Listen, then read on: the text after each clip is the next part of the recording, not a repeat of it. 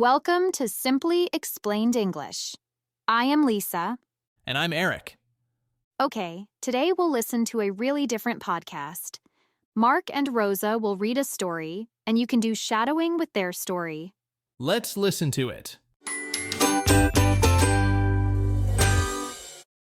Hello, everyone, and welcome back to our podcast. I'm Marc. And I'm Roza. Hi, everyone. Today, we have a really fun and effective exercise for you all. We're going to do some shadowing. Roza, can you tell our listeners, especially those who might be new to this, what shadowing is? Absolutely, Marc. Shadowing is a fantastic technique to improve your speaking. Basically, you listen to a native or fluent speaker, and you repeat what they say immediately after they say it, like an echo or, well, like a shadow. Perfect. So, how should our listeners do it during this podcast? It's simple. First, just listen to the story I'm going to read. Try to understand the main idea. Then, when we tell you to start shadowing, play the story again. This time, try to speak at the same time or just a fraction of a second behind me. Don't worry about understanding every single word at first. Focus on copying the sounds, rhythm, and intonation. Don't worry about making mistakes. It's practice. Just keep trying. You can pause and repeat sections if you need to. Great advice, Roza. So, find a quiet place if you can, take a deep breath, and get ready. Roza, what story do you have for us today? Today, I have a short story called Elena's Airport Adventure. It's about a common situation, traveling, but with a little bit of confusion and surprise. It has moments of uncertainty, frustration, and relief, which are great for practicing different intonations. Sounds fun. Okay, listeners, Roza is going to read the story now. Remember, for the first time, just listen. Then you can rewind and start shadowing. Ready, Roza? Ready! Here is Elena's Airport Adventure. My name is Elena. Today I am embarking on a journey to another state. Ticket? Check. Bag? Check. I felt ready for departure. Instead of the usual airport, I was using a new one this time. The reason? Because the flight is so cheap. I think that's perfect. I can save money. But I don't know this airport. I have never been here before. When I arrived, I looked around. Busy cars, many signs. But I couldn't see the terminal building. Where was the check-in? This is strange, I said quietly. Which way should I go? Then I saw a bus with shuttle written on it. I thought, do I need this bus? I asked someone nearby, "Excuse me, does this bus go to check-in?" He answered very fast. I couldn't understand him. He talked too quickly. I said thank you and decided to get on the bus anyway, hoping it was right. I got on the bus and told myself, okay, maybe this bus goes to the terminal. But I started to worry right away.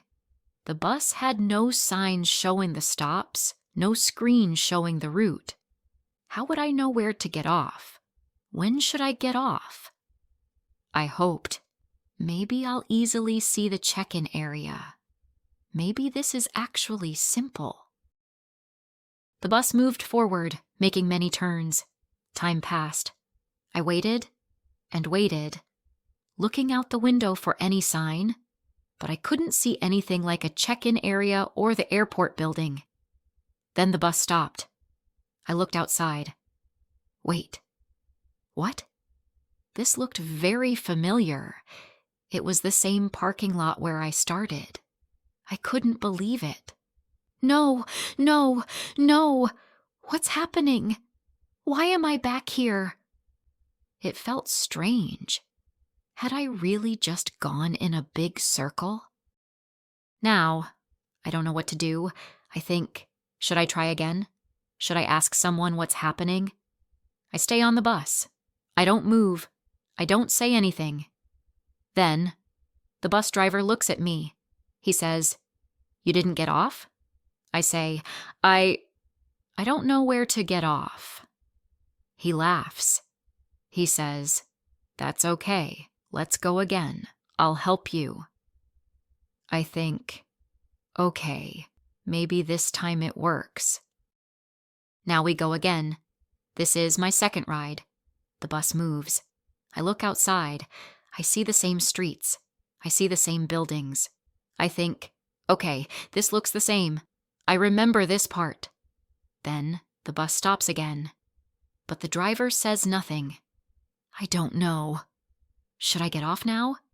I wait.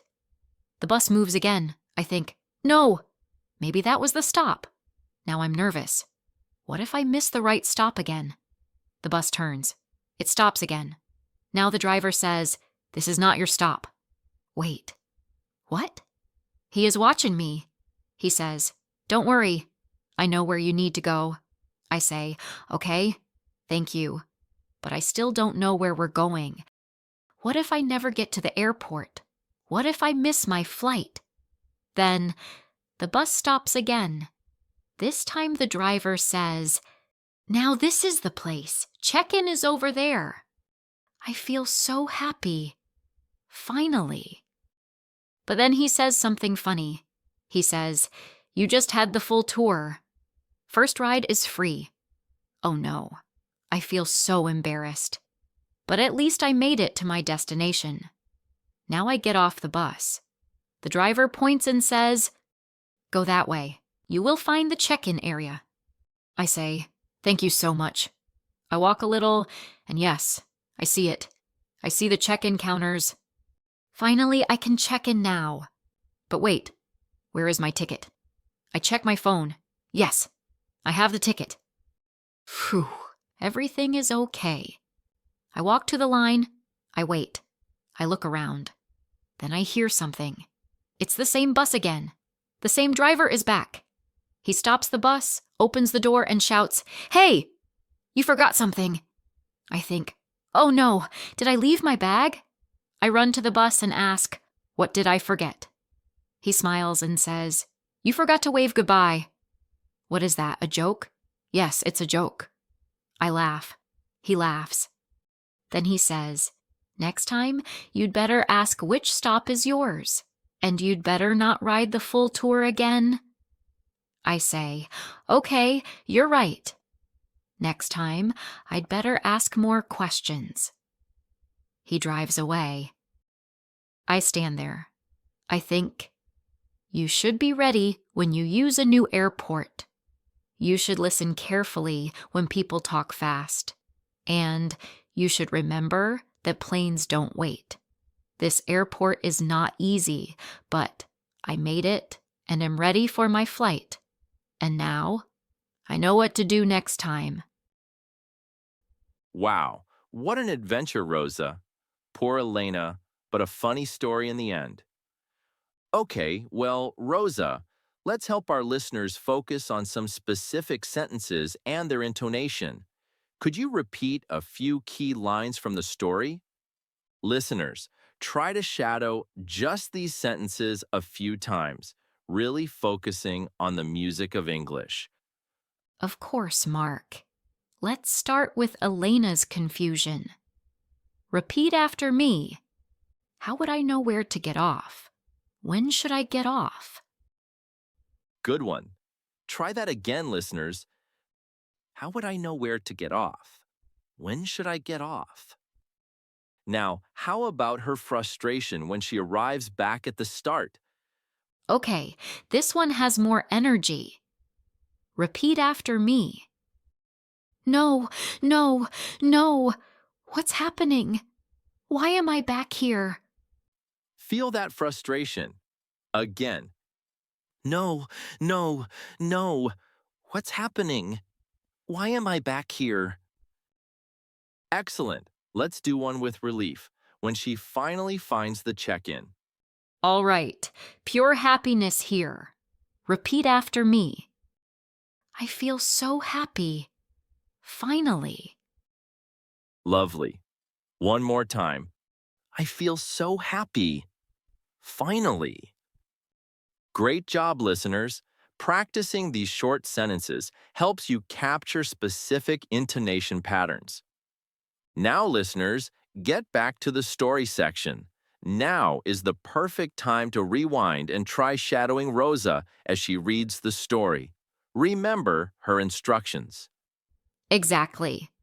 And remember, you can use this shadowing technique with almost any English audio you listen to. Songs, other podcasts, movie dialogues. That's right. Keep practicing, everyone. That's all the time we have for the English Practice Zone today. Thanks for joining us, and thanks, Rosa. My pleasure, Mark. Happy shadowing, everyone. See you next time. Bye. Bye-bye. I liked this podcast, Eric. Me too. It is a good opportunity for our listeners to do shadowing. I hope they will like it. I hope so. Okay, let's kick off our podcast. What are the words today, Eric? The first word today is embarrassed. Then we will continue with had better and embark on, then get off and on, and the final one is make it. Let's start with the first word. The first word is embarrassed. Embarrassed. Embarrassed is an adjective. When you feel embarrassed, you feel a bit shy, maybe uncomfortable, or even a little silly because of something you did or something that happened. Like when you make a mistake in public? Exactly. For example, I felt so embarrassed when I fell in front of everyone yesterday. That sounds really embarrassing. So, you feel uncomfortable because people saw you fall. Right? Or maybe you forget someone's name right after they told you. You might say, I was embarrassed because I couldn't remember her name. I understand. I get embarrassed when I spill coffee on my shirt during a meeting. That's a perfect example, Lisa. Another example. He was embarrassed when he realized he had called his teacher Mom. Yes, that would definitely make someone feel embarrassed. So, how do we use it grammatically? We sometimes use about or by after embarrassed. So, you can say, I was embarrassed about my mistake? Yes, or she was embarrassed by his loud singing. You use about for the thing that caused the feeling, and by sometimes for the person or thing causing it directly.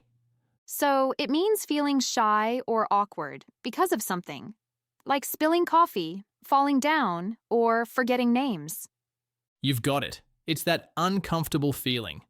Okay, well, now let's move on to our next word. Okay, the next word is had better. Had better. Had better used to give strong advice or to say what you think someone should do. It often suggests there might be a negative result if you don't do it. Ah, so it's like saying, you really should. Exactly. For example, it's starting to rain. You had better take an umbrella. Okay, so if I don't take the umbrella, I'll get wet. I see the negative result. That's right. Here's another one. We had better leave now or we'll miss the train. And one more. He had better tell the truth or he'll be in trouble. So it's quite direct, isn't it? Yes, it is. It's stronger than should. Now, thinking about grammar, after had better, we use the base form of the verb without to. So we say, you had better go, not you had better to go. And for negative forms, we say had better not, as in you had better not be late or not go. Ah, okay. Like in your examples. Had better take, had better leave. Precisely. And we often shorten had better in spoken English. Like, you'd better take an umbrella? Yes. Or we'd better leave now. It sounds more natural in conversation. It's quite common in spoken English, so it can be used in many situations. Okay, Well, I think we've explained had better pretty well. Let's move on to our next word. The next word is embark on. Embark on. Embark on means to start something new, especially something that seems big, important, or challenging. Think of starting a journey or a big project. So, not just starting anything, but something significant? Exactly. For example, next year they plan to embark on a trip across Asia. A trip across Asia sounds like a big journey. That makes sense. Right. Or, she decided to embark on a new career path after 10 years in her old job. Starting a new career is definitely a big step. Yes, an important new beginning. Okay, embark on. And what comes after on? A verb? After embark on, you typically use a noun phrase that describes the journey, project, or experience, like embark on a trip, embark on a new career, embark on a project. Can it be an activity? Like embark on learning something? Yes, you could say embark on learning Spanish or embark on studying history. You'd use the ing form, but often it's a noun, like embark on a course. And you said it's a bit formal? Yes, it's generally more formal than just saying start or begin. You'll hear it or read it when people want to emphasize that the beginning is important or exciting. Okay, it's very clear. Shall we move on to the next word? Let's do that. The next words are get on and get off. Get on and get off. These are phrasal verbs. We often use them when we talk about transport, like buses or trains. Get on means to enter or climb onto something, like a bus. Get off means to leave or step down from something, like a train. Yes. You get on to start your journey on the vehicle, and you get off when you finish. Exactly. Here's an example for get on. We need to get on the bus quickly before it leaves. And for get off, please remember to take your bags when you get off the train. This means remember your bags when you leave the train. Exactly, Lisa. What do we use them for, Eric? That's a good point. We usually use get on and get off for public transport like buses, trains, planes, and boats. We also use them for things you sit on top of, like bikes or horses. But for smaller vehicles like cars or taxis, we often use get in and get out of instead. So you get in a car, but you get on a bus. It's a small difference, but good to know. Great tip. Okay, well, we've reached the last word. What is the last word, Eric? The last word is make it. Make it? Make it is an idiom, and we'll explain the two most common meaning of it. The first meaning is to arrive somewhere successfully or on time. The second is to succeed or survive a difficult situation. For example, I'm not sure if I'll make it to the meeting. It means I'm not sure if I'll be able to arrive at the meeting. So if someone says, "Will you make it to the party?" Are they asking if you'll be able to come? Exactly. Another example is, we need to hurry if we want to make it to the theater before the movie starts. It means we need to hurry to arrive at the theater on time. Let's move on to the second meaning. Sure. For example, the small business struggled at first, but they finally made it. It means they succeeded despite difficulties. Oh, like the injured hiker made it down the mountain safely. That's a perfect example. It means the hiker successfully completed the journey despite being injured. What about grammar? How do we use this phrase correctly? We typically say make it to somewhere when talking about arriving. For example, make it to school or make it to the airport. When talking about succeeding, we often say make it through something, like make it through the difficult time, or simply make it on its own. Is this phrase formal or informal? It's more informal and is very common in everyday conversation. I hope I make it to my English exam on time tomorrow. I'm sure you will. And I hope you make it through the exam successfully too. Aha! Good examples. Yes, Lisa. Okay. Well, that's it for today's episode of Simply Explained English. We hope you found the words helpful and the explanations easy to understand. Thanks for listening. Keep studying your English. And stay tuned. Bye for now.